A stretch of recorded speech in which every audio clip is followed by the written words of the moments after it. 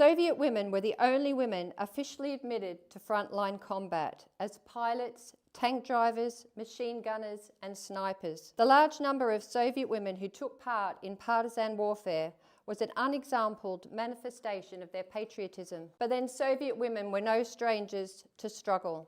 After a century of sacrifice, of revolution and civil war, they were seasoned fighters, battle-hardened not only in war, but in the long bitter fight for communism itself. In Clara Zetkin's Reminiscences of Lenin, she refers to a discussion with him on the woman's question, where he captured this spirit by saying, quote, "How brave they were, how brave they still are.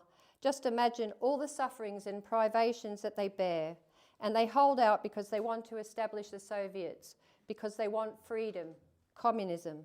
End quote. Lenin, like Marx before him, understood that there can be no true democracy, no complete human freedom, without women taking their rightful, permanent place in the political life of the country and the public life of the community. Under socialism, Soviet womanhood had earned a dignity and a status unknown anywhere else on earth. Hewlett Johnson, the so-called Red Dean of Canterbury, once wrote, "No world was darker for women than that which existed under the Russian Empire, and none burned more bright than that which dawned with the Soviet Union." In 1936, true democracy was enshrined in law when the Soviet Constitution declared women in the USSR are accorded equal rights with men in all fields of economic, state, social, cultural, and political life. Even now when I read those words, I feel a shiver.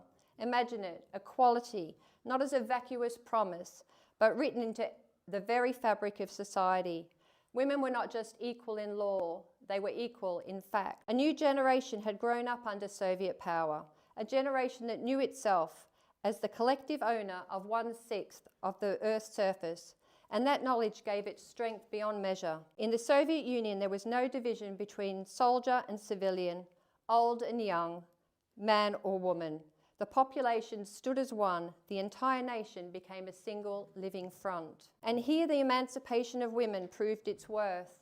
Decades of socialist equality had not only transformed lives, it had prepared women for leadership, for labour, and for war. By 1940, a year before the Nazi invasion, Soviet women were tractor drivers, engineers, doctors, scientists, party organisers, and locomotive drivers. 4,000 locomotive drivers, in fact, when nowhere else in the world had a single one.